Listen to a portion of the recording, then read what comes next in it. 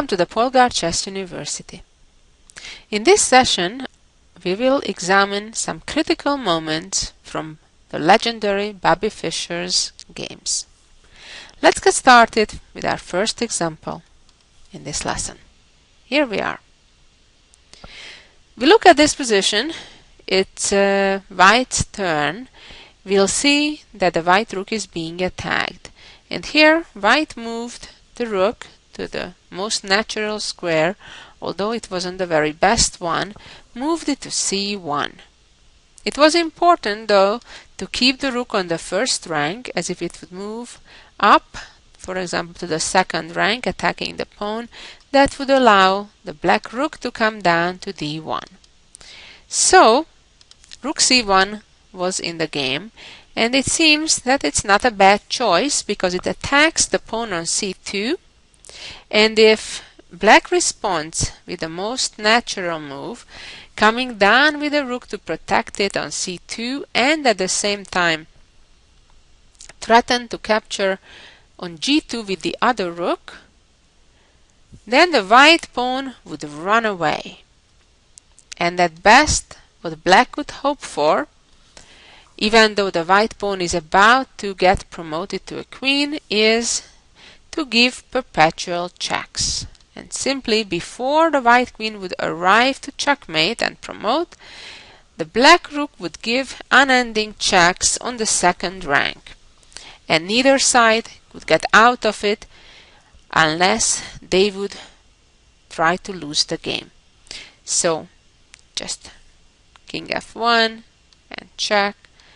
Coming here, of course, would be a blunder because black would checkmate now. But after the king goes to g1 and then h1, the checks would simply never end and neither side could do anything better than to settle for a draw. Going back to the beginning of this position and looking at the position after rook c1, while we see that we do have a draw at hand, we should try to look and see if there is a better way to play for a win. The main thing that is going for black in this position is the back rank weakness of whites, as well, of course, as the far advanced passed pawn on c2. Of course, if we lose that pawn, things won't be good because white would still maintain the passed pawn both on the A and the C file. Try to see and look if there is any immediate elegant way to take advantage of the temporary tactical flaws of the white position.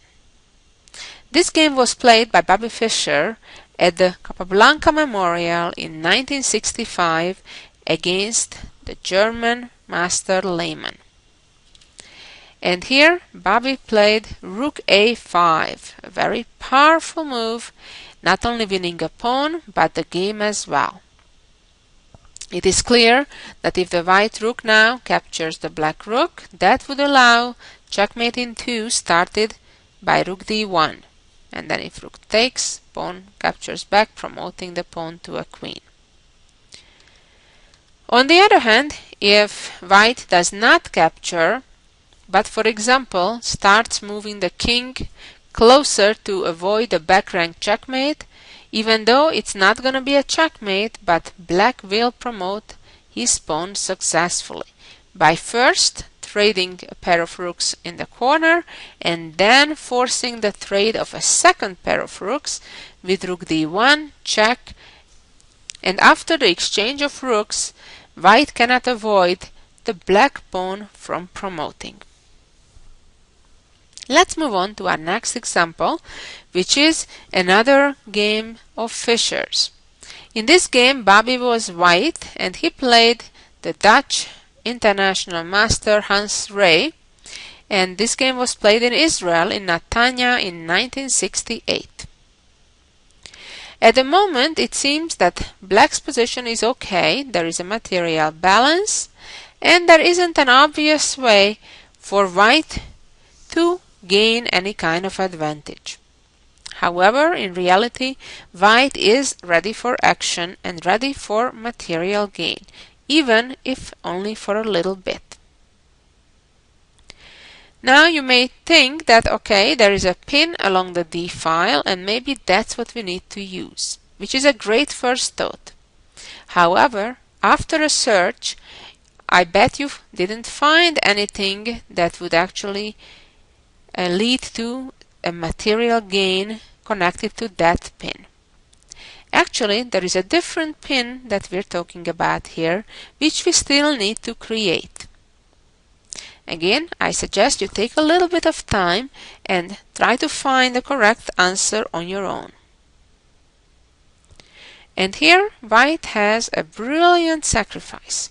In fact, sacrificing the most valuable piece, sacrificing the queen on e6. Pretty impressive, isn't it? Just for a bishop. When the queen captured back, now white created a pin with bishop d5. Of course, if black does not capture, the queen will be lost no matter what. And even if black gets a bishop as return, as a deal, white won a pawn already. Assuming that queen will be lost for the bishop, white gave up a queen for a bishop and pawn and is gaining black's queen and giving up only his own queen and bishop. But no matter what, white is winning a pawn. Black tried not to lose even a pawn. And after bishop d5, took, and took on c3. And this is one of those situations, one of the main differences between grandmasters and, let's say, beginner players or even average club players, that the more experienced players would count just a bit farther than compared to that the less experienced player would stop the calculation and therefore evaluate the resulting position incorrectly. So from the distance of the very beginning of this example, if you calculated that, okay, if all these moves happen, the first three pairs of moves, it's still material balance. However, an experienced eye would calculate just a bit further, and typically the rule of thumb is that you'd want to calculate a variation as long as there are forceful moves. And in this case, the next forceful move is rook c1. It is forceful because it attacks the black bishop. And then, when it moves, it's quite clear that behind it, the pawn on c7 will be lost. The only way black could avoid losing that pawn if that bishop could move to a square from where it would protect it. But here there is no such safe square. In addition, the bishop is also busy in protecting the knight on a5. So that's it. That's why the bishop moved to b4 right now, where it still protects the knight, and white was ready to capture the pawn on c7. What's important here is not just the one pawn that white already won, but a couple other things.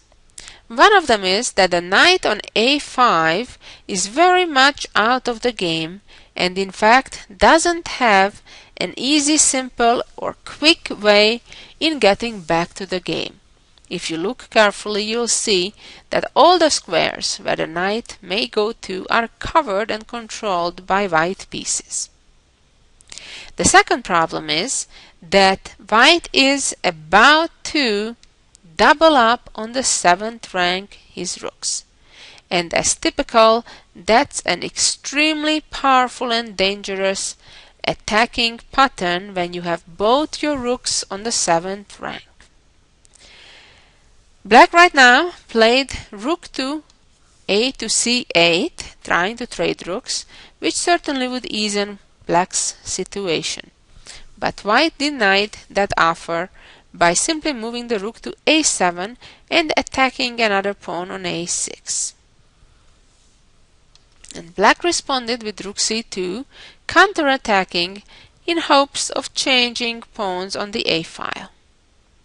But white, of course, focuses on what they need to, in getting the second rook also to the 7th rank.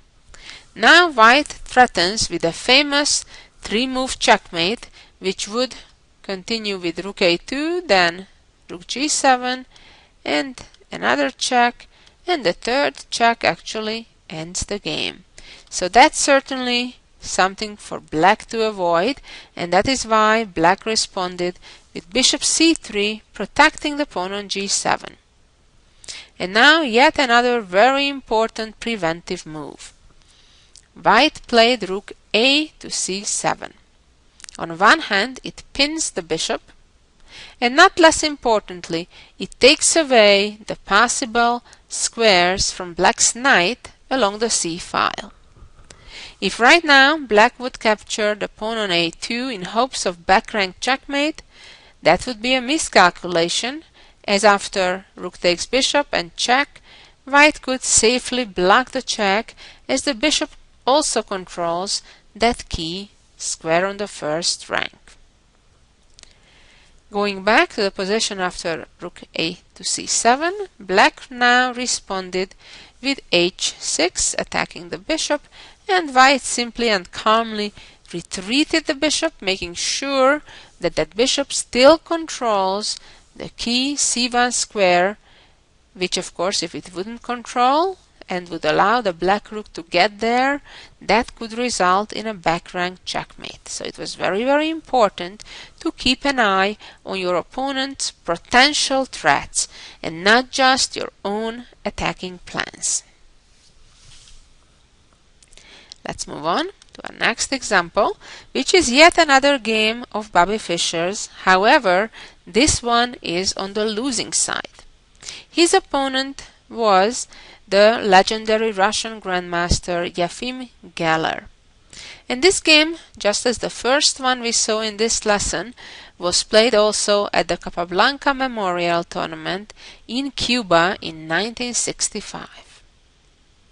And this is a very critical moment of the game, where the normal expectation would be for the white queen to capture the black bishop on f3, and of course that would result in giving up the pawn on b6 and would result in a queen endgame with equal number of pawns. However, this is an excellent example of a simplification example. Like here in this position, white has an opportunity to get rid of all complications, and generally pawn endgames are the least complicated of all endgames because they are the most predictable. Let's say if one side has a passed pawn, that pawn will either get promoted or it won't. So it's a very clear set goals, and then it's relatively easy to outcalculate them. I'm not saying always, but in most situations, yes. So in this case, instead of playing a long queen endgame with unknown result, white has a forceful way to trade queens. Black has no choice but to exchange, and the pawn captured back. And now it doesn't matter which way the black king goes, white will come out first by now just capturing the bishop. The black king needs to run back, and now a key move, a very important move that wins the game.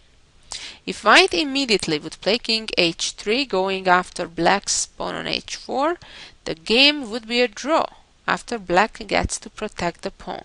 As after, let's say, king g4, king c6, black's pawn on g5 would be taboo, as then the h-pawn would run away. However, the point is that in this position, after black just played king d6, the move is a very fine move which results in a simple win, is f4. It prevents black from connecting his pawns on the g and h files, and therefore white now will simply go with the king and eat those pawns. After king c6, king h3, king takes, and the black king comes back just one move too late. After king g6, now the white king is simply helping the marching of the f-pawn, and white's win is in no doubt. A very nice simplification exercise, similarly as what Fischer did against Rie in the previous example. Let's move on to the next example. Here we go. And this is another game that Fischer was on the suffering side. In one of our previous lessons, we saw how Fischer won a very nice game with a nice combination against the Hungarian-American Grandmaster Paul Benko. This was revenge time. In fact, this game was earlier in 1958. At this point, Bobby Fischer was rather young, just 15 years old, but already one of the top players in the world. So in this position, it's White's turn, and White is already a pawn up, so things are looking pretty good for White no matter what. But unless White finds the immediate tactical opportunity here, the game could still go on for quite a bit. However, here White has a very cute and powerful move, namely, well, let me not tell you, I'll give you a chance to figure it out on your own. And then, here is the solution. Rook d7. Pinning the black queen, it cannot run away. On the other hand, if it captures the rook on d7, then knight f6 forks. Black can try something which Bobby did. That was rook e1 check. And then after king f2, knight e4 check, inviting White to capture the rook. And now queen captures d7. Well, it's true, Black accomplished one thing, namely that the pawn on f6 now is protected by Black's knight. However, it does not save the day, because White now plays simply queen g6, check, and then just grabs the bishop on h6 with a second check, resulting in an easily winning endgame. And let's move on to the next example. Here we go. In this game, Fischer's opponent with Black was Weinstein, and this has been played in the 1960 US Championship.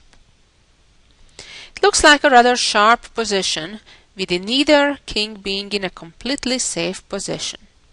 However, White's king is still much safer than Black's, because not only that the b file is open, but White has already doubled up his rooks along that file. In fact, the key square in this position is the b8 square. White has not only the two rooks aiming at that point, but also their bishop from g3. However, at the moment, Black has sufficient protection of that square by his rook and knight and king. So, the task is clear. If we could deflect either the knight or the rook, then White would be ready to give checkmate in 2. And that's exactly what White needs to do.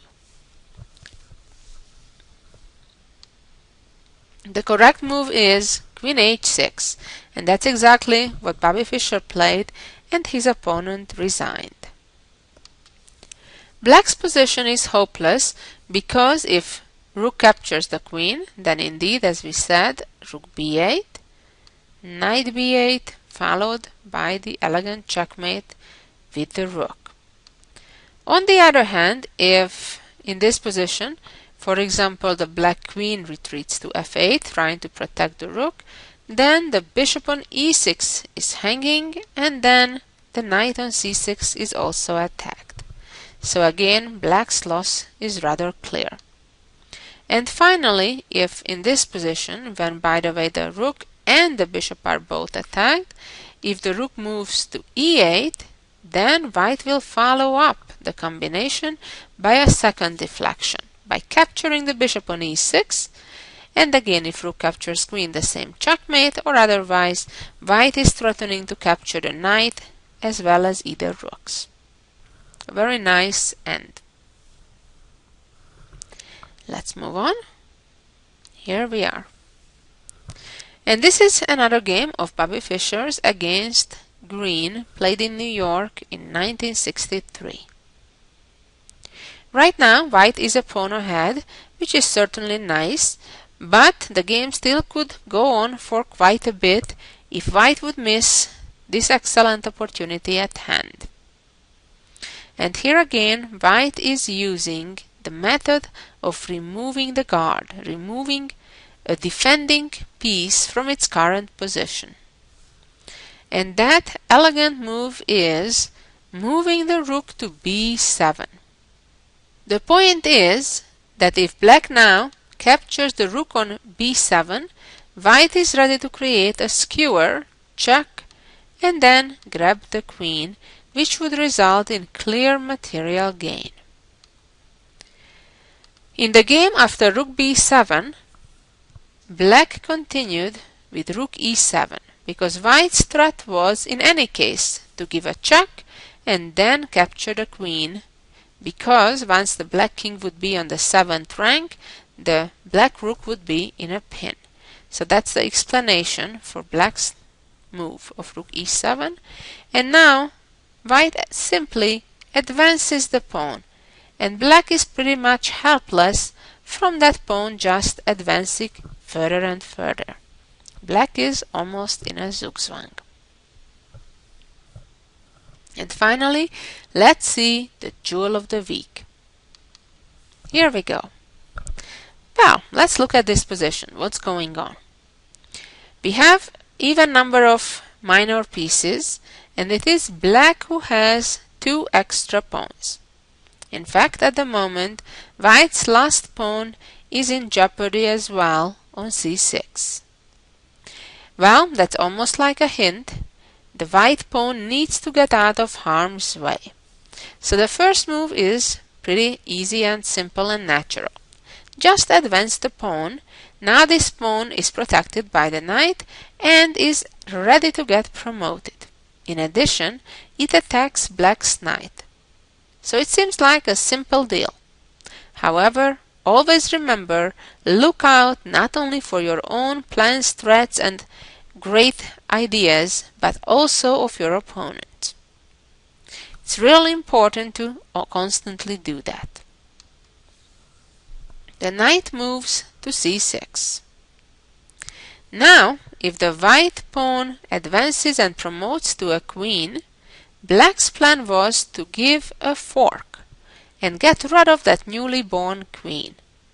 And once that happens, for example, after king b4, knight takes queen, bishop takes, and bishop takes knight, it is Black who is ahead. So this certainly will not lead to white winning the game. So, after c7, knight c6. Is it all lost? Not at all. Quite amazingly, white is ready to win this game, but not by promoting the pawn to a queen, but a so-called under-promotion. Under-promotion is a situation when you have an option to promote the pawn to a queen, but you choose voluntarily to promote it to a lesser value piece. And in this case, that would be to promote to a knight. How beautiful! What an absolutely amazing checkmate. I hope you enjoyed this Jewel of the Week and learned from the games of Bobby Fischer. As you can see, he is amazing, but even sometimes he ends up being on the suffering side. Well, always look out for the tactical opportunities, as more often than not, they are the decisive factor in the game. Thank you for listening, and so long until next week. Bye-bye.